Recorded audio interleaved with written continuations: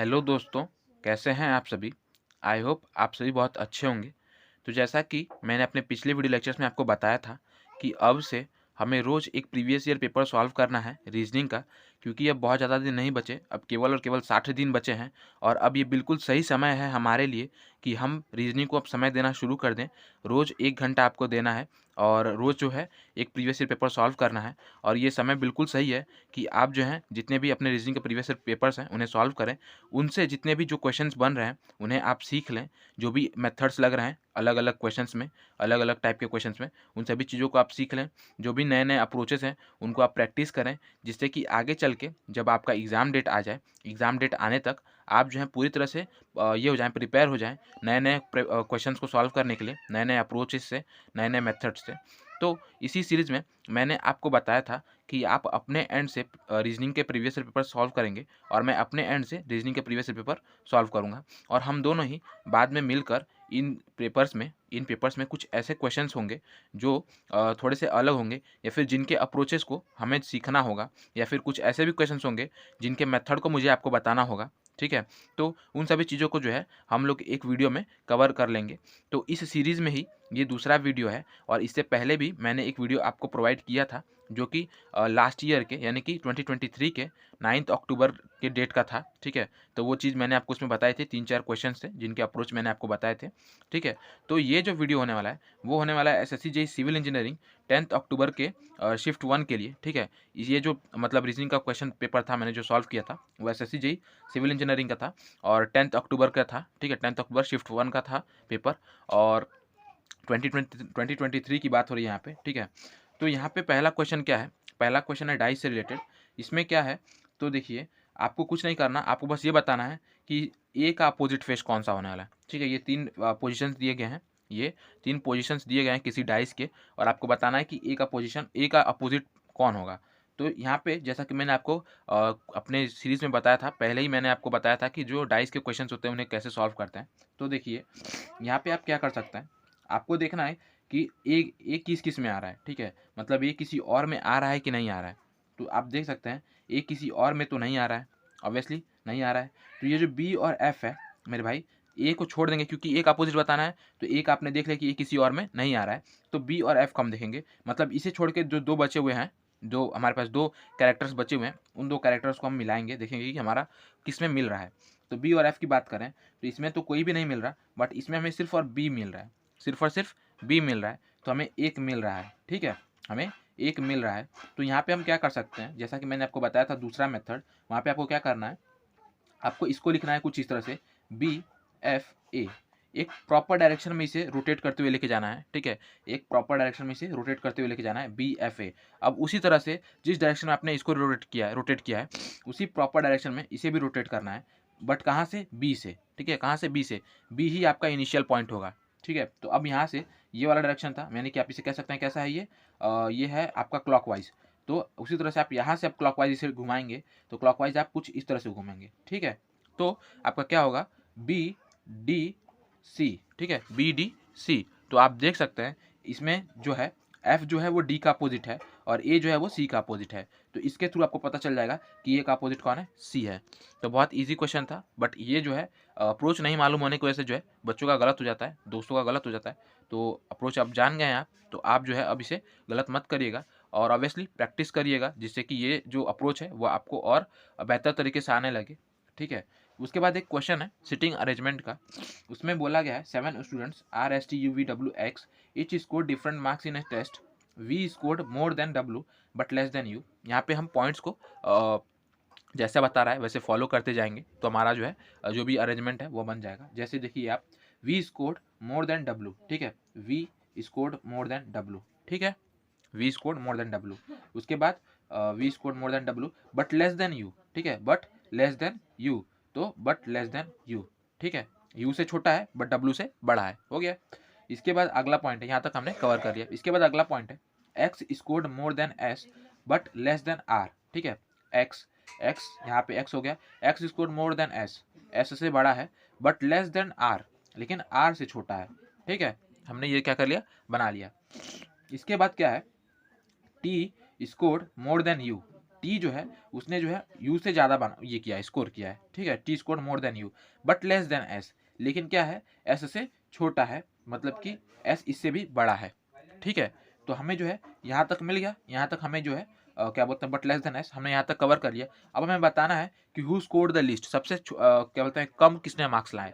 अब यहाँ पे आप देख सकते हैं कि इस सीरीज में आप देख सकते हैं इतना हमें मिल गया, और यहाँ इसके बाद इसके आगे ये वाली सीरीज फॉलो कर रही है, तो इसके बाद आप यहाँ पे एक्स और फिर यहाँ पे आर, इस फॉलो को आप इस सीरीज को आप कंप्लीट कर दीजिएगा, और आपको इस सीरीज से पता चल रहा है कि जो डब्लू है उसने सबसे लिस्ट स्कोर किया है। तो इस अप्रोच के थ्रू जो है आप ऐसे क्वेश्चंस को आसानी से सॉल्व कर सकते हैं, ठीक है।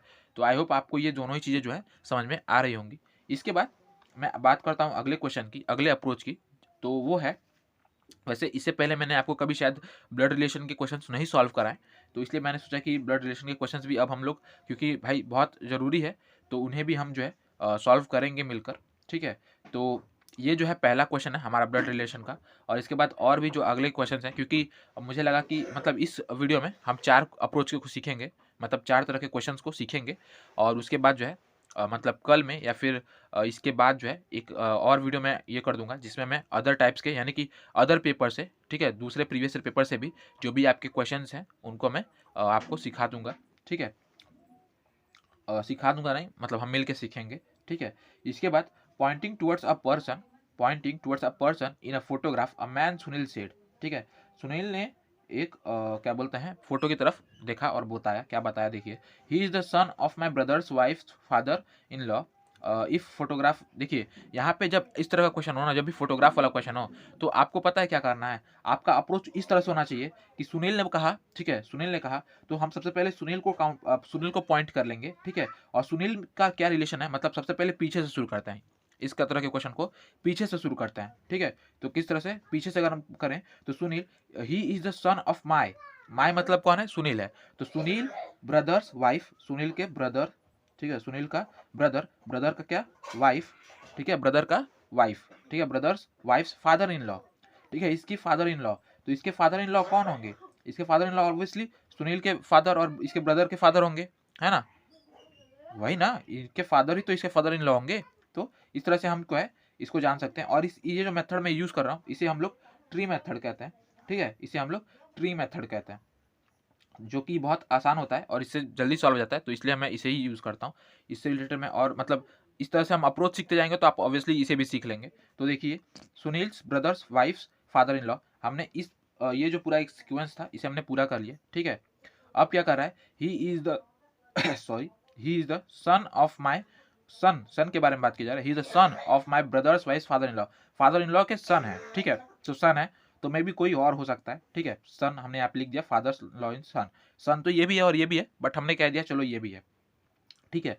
If photograph is not of Sunil's, यानी कि ये फोटोग्राफ जो है वो सुनील का खुद का नहीं है, ठीक है, तो how is the person related to Sunil, ठीक है, मतलब जो पर्सन है वो किस तरह से रिलेटेड है, तो ऑब्वियसली कोई भी बता देगा ब्रदर, ठीक है, ब्रदर। तो इस तरह से आप इन तरह के क्वेश्चन को सॉल्व कर सकते हैं, कौन है, ब्रदर है। और भी इससे रिलेटेड जो क्वेश्चन है उन्हें हम सॉल्व करेंगे आगे। अभी आप, आई होप कि आपको ये चीज़ें समझ में आ गई होंगी, और इफ़ देयर अगर कोई भी डाउट है आपको, ठीक है, तो आप जो है कमेंट कर दीजिए, जिससे कि मैं जो है अगले वीडियोस लेक्चर में उन्हें क्लियर आउट कर दूंगा। इसके बाद अगला क्वेश्चन है, अगला क्वेश्चन फिर से एक सीटिंग अरेंजमेंट्स है, क्योंकि यहाँ पे मैं सीटिंग अरेंजमेंट क्वेश्चन आपको बता रहा हूँ, अप्रोच सिखा रहा हूँ, क्योंकि ये जो क्वेश्चन होते हैं वो बड़े होते हैं, ठीक है, बट अगर आपको इसका अप्रोच पता होगा तो आप इन्हें आसानी से सॉल्व कर लेंगे। और इसके साथ साथ ये जो क्वेश्चन है जो यहाँ पे मैंने इसे इंक्लूड किया है, इसका कुछ एक और वजह है, क्योंकि इसमें जो है पहला बात तो एकदम प्रीवियस ईयर का ही है, 2023 का क्वेश्चन है।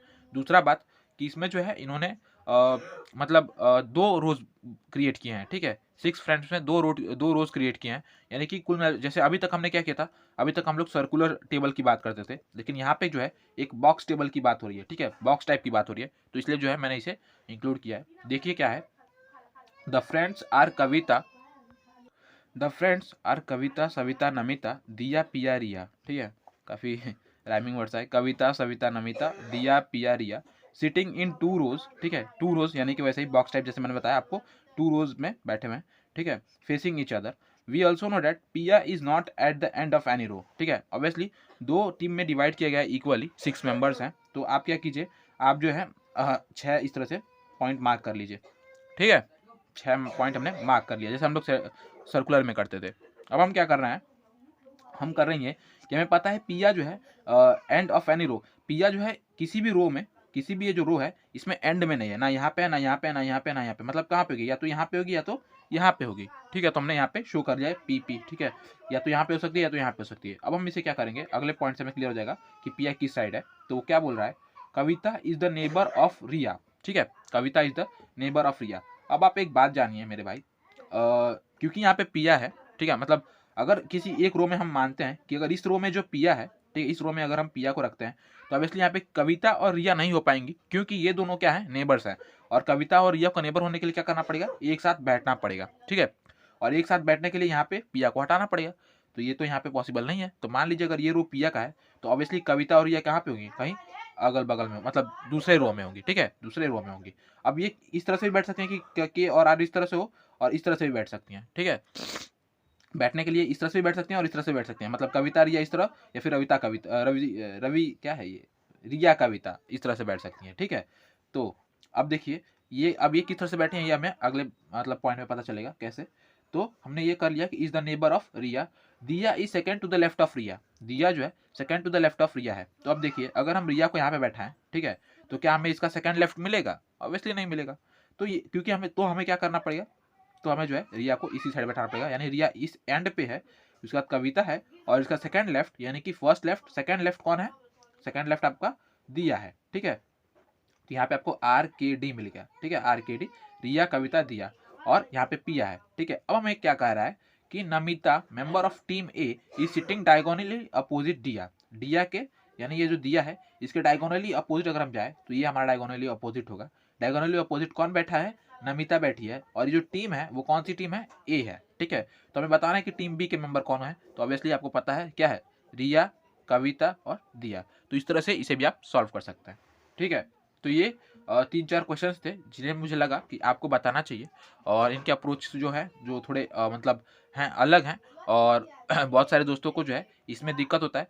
ऑब्वियसली जो सीटिंग, देखिए मैं आपको एकदम क्लियर बता देता हूँ, रीजनिंग के लिए आप लोग जो है रीजनिंग रोज जो है, रीजनिंग जो है रोज जो है एक जो है प्रीवियस ईयर पेपर जो है आप सॉल्व करिए टेक्स्ट बुक से, या फिर किसी भी अदर ऐप से अगर आप यूज़ करते हो तो। अदरवाइज मैं आपको ये प्रेफर करूँगा कि आप टेक्स्ट बुक से सॉल्व करिए।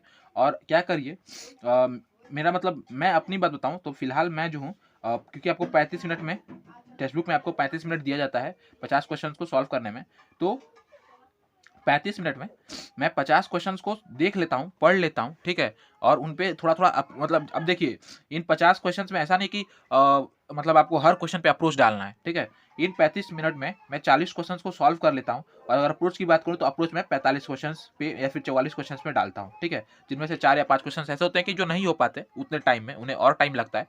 तो जैसे ही मुझे लगता है कि इसमें और टाइम लगने वाला है, मैं उसे छोड़ के आगे बढ़ जाता हूँ, जिससे कि जो है मैं मतलब उस टाइम को जो है अच्छे तरह से यूटिलाइज कर सकूँ, ठीक है।